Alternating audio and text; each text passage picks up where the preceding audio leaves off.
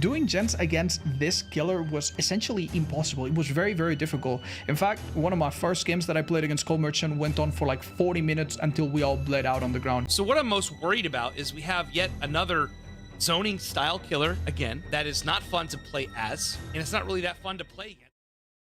Nerfing or buffing characters in Dead by Daylight is not something that's easy to do, because you have to not overbuff or overnerf them, and at the same time, their new buffs and nerfs have to somewhat fit their previous kit. Even more so, you have to make them enjoyable to play as and against. I didn't stop moving. I don't know why you did.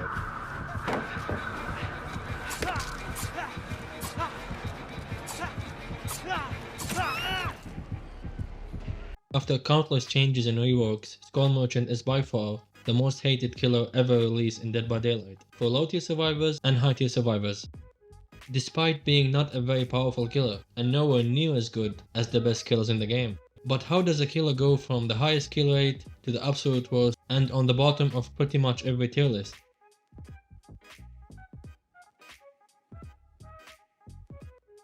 On March 7th, 2023, Behavior released the Tools of Torment chapter.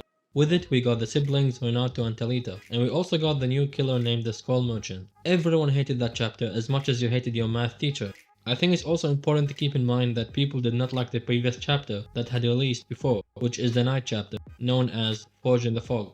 But why was this chapter not liked by many? Let me explain. To really understand the disappointment of this chapter, let's take a look at the Knight, a killer that uses AI to chase you. As you can see, this isn't fun or interactive to play against, and for those who enjoyed playing as the Knight, the killer was very buggy when he got released, and I mean very buggy.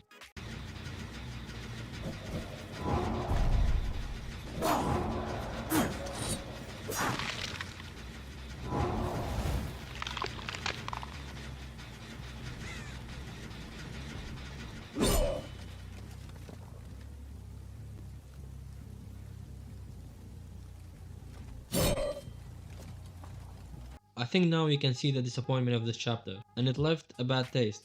The DBD community wasn't happy about this chapter. Keep in mind we get 4 chapters a year, once every 3 months, and for one of them to flop this hard, it wasn't a very good look for Behavior. I wish that was all, but it's not. When the Night released, we also had the Gen Kick meta, known as the worst meta Dead by Daylight ever had. If you don't know what the Gen Kick meta is, I'm very jealous of you and you did not miss anything. But to quickly summarize it, it was a period of time where the best thing to do as killer was to never chase and simply stall out games by kicking gens until the survivors either gave up or the server timed out. So as a killer, there was nothing stopping you from doing this. Most of the community feedback of this chapter was more or less the same, mostly just negative reviews all across the board, and for the majority it was a disappointment of a chapter. And then we got the Tools of Torment chapter. Let me just show you guys the teaser of this chapter.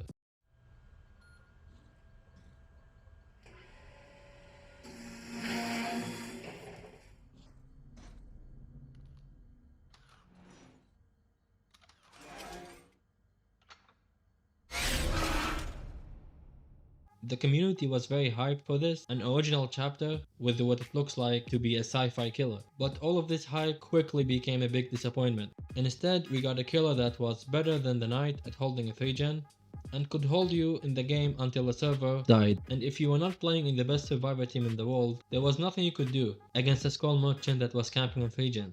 And the best thing to do as survivor, as sad as it is to DC, or stay in the game forever. And this is how the hate many people have for the Skull Merchant started.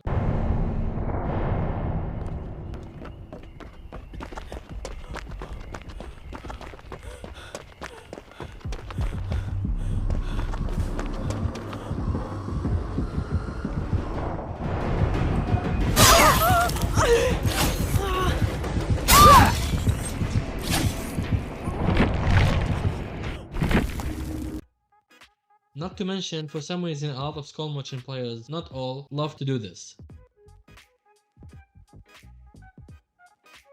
Back then we had a different killer than we have today, that could hold the game hostage indefinitely.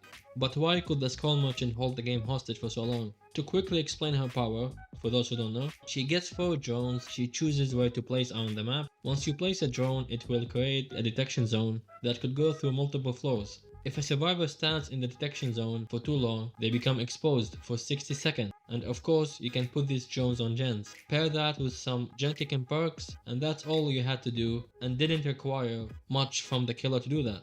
She also had add-ons to make the 3-gen strategy even more obnoxious, and the sad part, this was the best way to play her. She was very mediocre in any other way, other than holding a 3-gen. Till this day, I don't know what they were thinking when they released the Skull Merchant, considering the chapter before flopped so hard. With all the amount of DCs that were happening and people just going next when they go against the Skull Merchant, things really need to change. This 3-gen meta was hurting the game.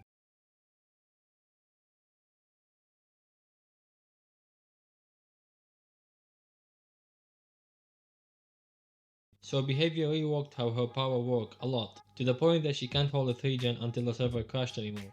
But this rework was rather controversial. Many players believed it did nothing, others were saying it made her even worse, with a few people believing it was a great rework, and I was actually one of the few people that believed that. Behavior tend to be fine when overhauling a character, but they usually never want to remove the character's core features and identity. In fact, Behavior themselves have said what they wanted to do for the Skull Merchant, that they wanted to overhaul the drones to reduce their defense effectiveness to prevent holding a 3-gen forever, and they wanted to increase their chase power, and make them a chasing tool instead. And to credit them, they did exactly that. But did that work? Now she's a chasing killer and can't hold the game hostage anymore, so that should be fine, right? Let's take a look. With spoilers alert, it didn't. Her oppressive chasing power made the community hate her even more somehow. And don't get me wrong, she was oppressive at chasing. She got a lot of haste without really doing much, which is one of the main reasons people hated her even more. Look, with the abysmal amount of DCs and survivors giving up against the Skull Merchant, her kill rate went through the roof, putting her in the number 1 spot, with the highest kill rate ever, while being nowhere near as good as the top tier killers. Things had to once more change, but this time the devs didn't want to just nerf her. This time they wanted to admittedly obliterate her power and make her the worst killer in the game, putting her on the bottom of every tier list. Nerf. Decrease the hinder penalty when scanned by a drone to 5%. The Skull Merchant no longer gains haste when scanning a survivor. And one of the biggest nerfs ever, reduced the number of the drone scan lines to 1, was 2. Drones are now always in their active state. Now all she has is basically some stealth every now and then, and till this day you still see survivors DC when they go against the Skull Merchant. The devs are planning to rework her sometime in the future. We have no date to when or how long it will take. I think the devs have no idea what to do with the Skull Merchant, and there might not be a solution. The damage might already be done, and the hate from the player base might just never go away. Thank you for watching.